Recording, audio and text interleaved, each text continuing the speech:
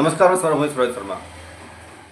राहुल गांधी कई दिनों से बिहार में घूम रहे हैं और चुनाव आयोग के फर्जीवाड़े को लोगों के बीच ले जा रहे हैं। अब एक दूसरा नायाब महामानव बिहार धरती पर पधारे हैं, नरेंद्र मोदी। ये नॉन बायोलॉजिकल है, सीधा आसमान से टपके हैं और आसमान से टपकने का ही ज्ञान यहाँ के लोगों को दे रहे हैं। यह व्यक्ति घोर सामंती और घनघोर तरीके से जातिवादी व्यक्ति है। यह व्यक्ति जिस तरीके से देश के अंदर सारे तंत्र को समाप्त कर दिया, लोकतंत्र की बुनियाद को हिला दिया, सुप्रीम कोर्ट के जज तक ये बोलने के लिए विवश हो गए, प्रेस कॉन्फ्रेंस करके बाकायदा कि लोकतंत्र खतरे में है। यह व्यक्ति जब बिहार आता है तो बिहार के गया से एक संदेश देता है देश के लोगों को कि बिहार में माओवादियों के लाल आतंक के कारण लोग शाम ढलते ही घरों में बंद हो जाते थे। सुनिए वो क्या कहते हैं। लालटेन राज में एक क्षेत्र लाल आतंक से जकड़ा हुआ था। माओवादियों की वजह से शाम के बाद कहीं आना जाना मुश्किल था। लालू प्रसाद यादव पर हमला करते करते ये व्यक्ति लाल आतंक पर पहुंच गए, माओवादियों में पहुंच गए। क्या इस व्यक्ति को पता है माओवादी क्यों लोग बने और माओवाद क्या है? इनके बारे में इनको समझ है? बिल्कुल समझ है। ये ना समझ लोग नहीं है। यह भारत के उन आताताई लोगों में से गिने जाते हैं, नरेंद्र मोदी साहब, जिनका ये प्रतिनिधित्व कर रहे हैं, जो खुलेआम सामंतों का लठावित है, जो खुलेआम सामंतों के लिए काम करता है और खुद भी सामंत है। नरेंद्र मोदी जब बार बार ये कहते हैं कि मैं गरीब का बच्चा हूँ, तो लोगों से पूछना चाहिए कि यह कह करके तुम क्या साबित करना चाहते हो। इस देश के लिए लड़ने वाले लोग कौन गरीब थे? जवाहरलाल नेहरू गरीब थे, भगत सिंह गरीब थे, गांधी गरीब थे। कौन गरीब थे? किसी के सोच का पैमाना गरीब होना, भिखारी होना या बर्तन मांजने वाले का बेटा होना से तय नहीं होता। चाय बेचने वाले से तय नहीं होता किसी व्यक्ति के सोच का पैमाना। सोच का पैमाना तय होता है उसके राजनीतिक व्यवहार से, उसके काम करने के तरीके से।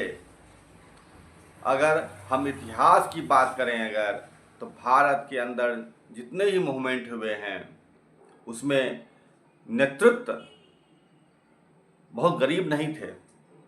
आप अगर कार्ल मार्क्स की बात करते हैं या फिर लेनिन की बात करते हैं या फिर अन्य लोगों की बात, एंगल्स की बात करते हैं, वे लोग गरीब नहीं थे। लेकिन ख्रुश्चोव जरूर गरीब था। उसने गद्दारी किया अपने गरीब के कौम से और देश को बर्बाद कर दिया।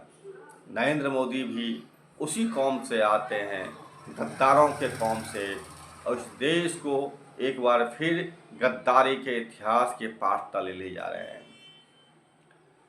जिस लाल आतंक की बात कर रहे हैं ये, जिस माओवादियों की बात कर रहे हैं ये माओवादी आसमान से पैदा नहीं हुए। हजारों सालों से दबे कुचले वह प्रेत जिनकी बेटियों को दिन दहाड़े उठा लिया जाता था जमींदारों के द्वारा, सामंतों के द्वारा, जिनकी पत्नियों के साथ दुर्व्यवहार होता था और लोग चू तक नहीं बोल पाते थे, जिनसे खेतों में बिगाड़ करवाया जाता था और वह एक शब्द भी विरोध का नहीं कर सकते थे। वह व्यक्ति जो जातिवाद के आतंक से पीड़ित थे, उन लोगों ने जब सवाल उठाया तो इसी मध्य बिहार के धरती पर लोगों ने उसका नरसंहार किया। सवर्ण जातियों ने नरसंहार किया, उनकी हत्याएं की, उनके गांव के गांव जला दिए गए, उनकी बस्तियां के बस्तियां उजाड़ दिया गया। नरेंद्र मोदी उसका जिक्र नहीं करता है। जिस तोपचांची थाने में दरोगा रहता था, वहाँ के पुलिस वहाँ के गांव के लोगों के साथ दुर्व्यवहार करता था, जिन पर एफआईआर नहीं होता था, फर्जी एफआईआर करता था, जिसको बेल मिल गया है उसके घर की कुर्की जब्ती करता था, जो जेल में है उसकी घर के महू बच्चों के साथ दुर्व्यवहार करता था। लोगों ने मिलकर उस थाने को आग लगा दिया, 14 पुलिस मारे गए थे, जिंदा जल गए थे, जला दिया गया था उनको।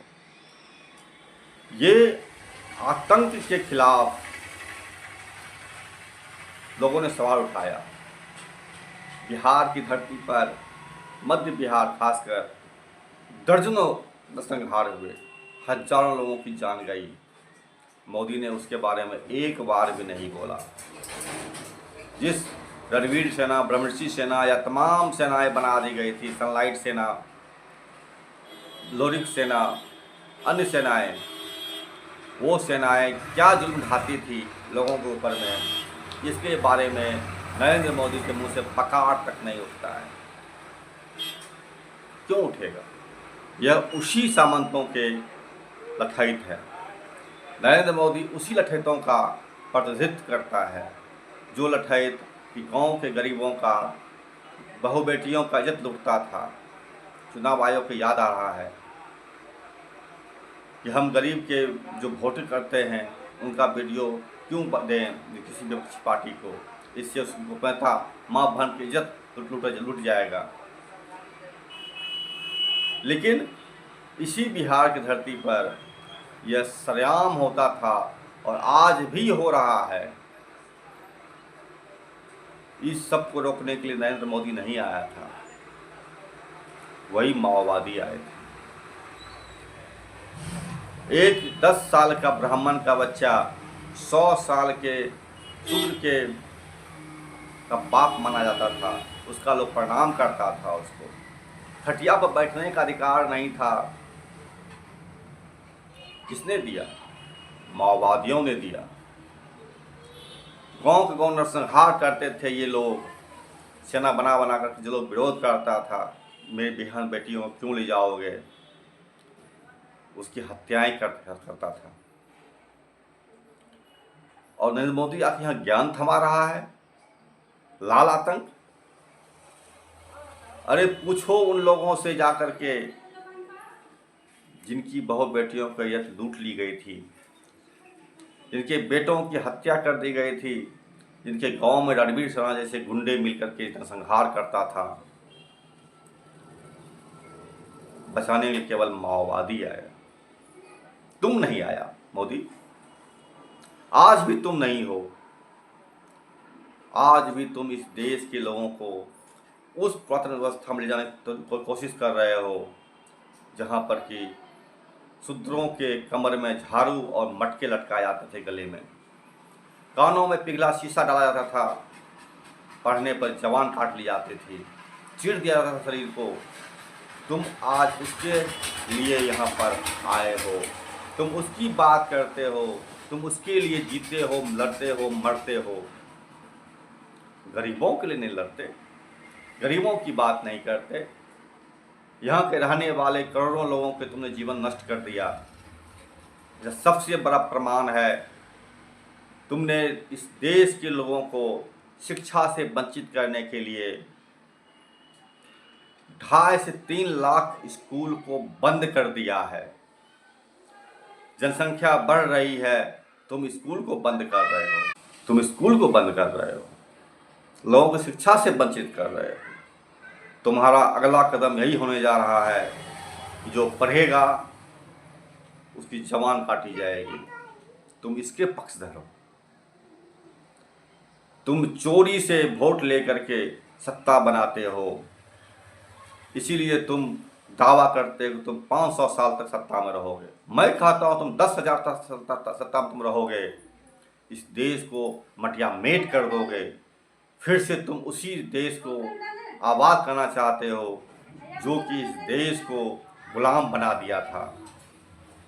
तुम एक दलाल हो, एक गद्दार हो, और इस देश को फिर से वहीं ले जाना चाहते हो जहाँ पर कि शूद्रों के बहू बेटियों की इज्जत लूटी जाती थी, सवर्ण लूटते थे। आज भी समाज में एक गरीब पीड़ित दलित महिला के साथ क्या होता है तुम्हें नहीं पता, क्योंकि तुम खुद करवाते हो, तुम उसकी बात नहीं करते।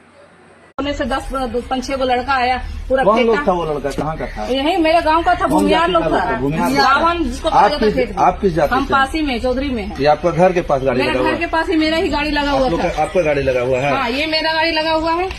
और उसके बाद वो लोग आया, पूरा नाक मुंह पूरा बांधा हुआ था, पूरा फेटा बांधा हुआ था। डायरेक्ट बोला, अरे बस ये तू लोग गाड़ी रख मेरे केकरा का तो रे आओ ये जा पर आके सब एक वो के करगी से भून देवो तोरा। इधर भी हत्या, बलात्कार तुम्हारा पेशा, भ्रष्टाचार तुम्हारा पेशा है, तुम लालापन की बात करते हो। यही माओवादियों ने स्कूल खोला है इस बिहार में जहां लोग पढ़ रहे हैं। तुम तो स्कूल बंद कर रहे हो, तुम लोगों के घरों को उजाड़ रहे हो, तुम जातिवादी हो, जातियों का आतंक कायम करना चाहते हो, सवर्णों के लिए काम करते हो। तुम तो मनुष्य ही नहीं हो, तुम तो सीधा टपके हो आसमान से। तुझे क्या पता इस देश में क्या हो रहा है? बेहतर हो लोग बगलना बंद करें, झूठे चीज का प्रचार ना करें, वोट चोरी करके जो सत्ता पर कायम किए, सत्ता पर बैठे हैं, उस सत्ता को छोड़ें। यहाँ के लोगों के लिए शिक्षा की व्यवस्था करें, स्कूल खोलें, यहाँ के लोगों के लिए हेल्थ के लिए मेडिकल कॉलेज खोलें, मेडिकल अस्पताल खोलें। उसके बजाय एक चुचू का मुरब्बा थमा रहे हैं लोगों को। ये लोग इस देश को बर्बादी के कगार पर ले जाने आए हैं। गुलाम मानसिकता के ये गद्दार अपने ही कौम के साथ गद्दारी कर रहा है, खुद को ओबीसी कहता है और ओबीसी के साथ गद्दारी कर रहा है। शर्म की बात है। नमस्कार, रोहित शर्मा। देखिए, लाइक कीजिए, सब्सक्राइब कीजिए।